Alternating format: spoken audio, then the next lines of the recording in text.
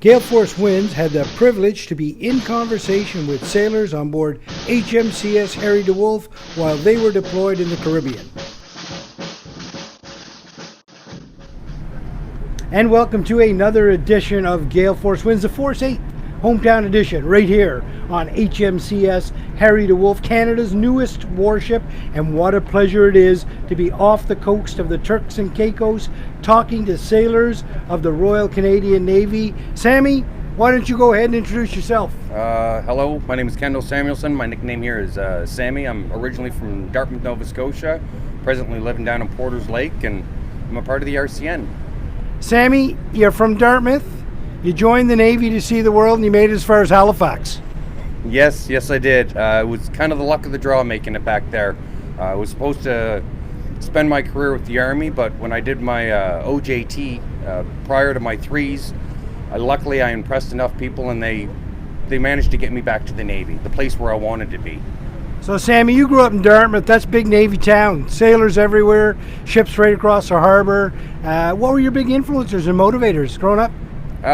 It was a lot of friends and family that were in, and the big thing for me was stability.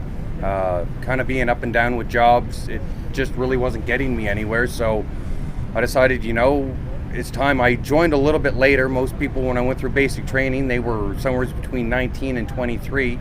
I was a 26-year-old in there, however, I wasn't the oldest one. And the time was right. I had done what I had done, and I decided it was time that I actually joined and did what it was that I was meant to do. Sammy, those first 26 years, what kind of jobs did you have? And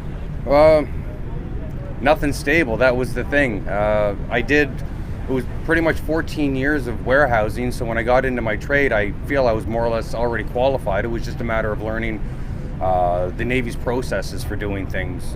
Running a warehouse, dealing with customers, it was all second nature to me by the time I came in. Also, too, I had worked at a small fruit and vegetable stand prior, and I wound up being the assistant manager, more or less. So when it came into doing food services on the ship and assisting the galley with rations, it was way too easy to do. So, Sammy, what is your job on board? I'm a material management technician. We've recently been renamed from a supply technician. Here, it's a matter of dealing with the materials for the customers and ensure that the ship can run. So to get the parts to the bosuns, the stokers, and the other departments, I know I'm using old slang for that, but it's ensure that they have the equipment and the material so that they can do their jobs and ensure that the ship continues to run. Now, Sammy, you're a petty officer first class. How new is this rank to you? This is brand new to me. I'm here on the ship. This is unfortunately just temporary for me right now, so I'm in the position so acting. Right. But to be able to put this crown on my shoulder, this was a huge honor to be able to do, because it's not me really that earned it. It's a matter of the people around me, the service that I've provided for them. So they're the ones that built me up and allowed me to have this rank. Sammy, the crown is not temporary. The role you're in is temporary. Am I understanding that correctly? The crown is temporary right now. Okay. While I'm here, I'm what's referred to on this ship as the SHOD, the senior hand of the senior hand of department, rather than the CHOD being the chief hand of department. So coming in, I'm not just managing other MMTs. I'm also responsible for the cooks. I'm also responsible for the stewards here on board. So, and also FinAdmin as I know it, but now they're under different names. But so logistics I'm the coordinator for logistics. Yeah, Alan, I hear that this was a very popular promotion. In fact, there may have been a standing ovation when this happened. Would that be true? There was, and I'm lucky to have had, I have a lot of friends on board, people that I've sailed with for years. And it's been a while since I've had this, but I honestly feel like I'm home here, and it's a nice feeling to have. So to have the respect of this crew is huge. Sammy, what's your favorite part about being in the Navy? To travel. If I hadn't joined, I wouldn't have seen half of the places that I've seen. I've been all over the world. I've been through Europe. I've been now down through the South.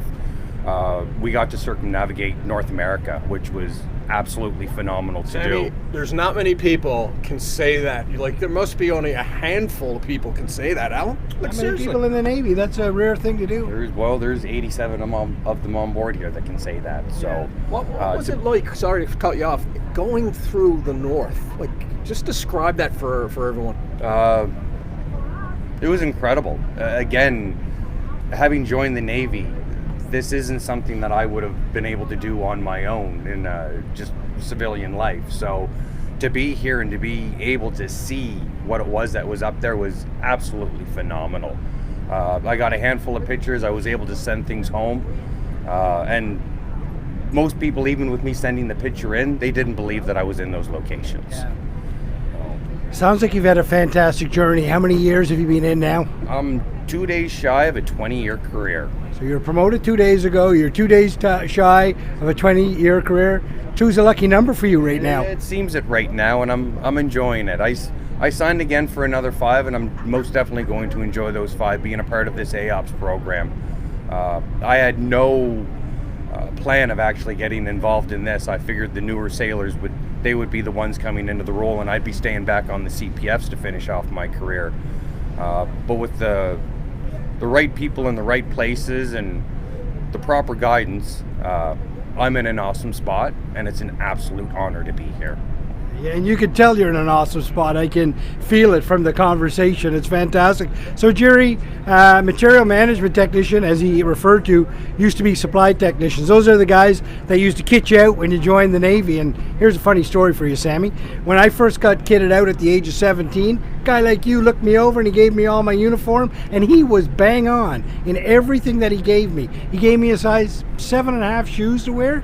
And it wasn't until I was 45 years old that I realized I was actually size 9. I trusted that man so much. I was going around with my feet hurt for 40 odd years. Sammy, you guys, I believed in you. I trust you guys. Listen, Sammy, anything you'd like to say to the folks back home? It's great to be here. I miss everybody back home. It's been my family. They've supported me through my career, and they're the only reason that I'm able to do what it is that I can do.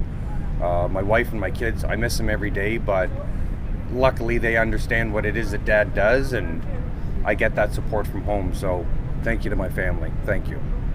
Well, there you go. Another wonderful edition of Gale Force Winds, the Force-8 Hometown Edition. Have you ever met a person who attributes all of his success to everybody else? A natural leader, this guy, there's no doubt about it. We are sure happy to be in conversation with you, Sammy, I can tell you that. I'll leave the podcast with this.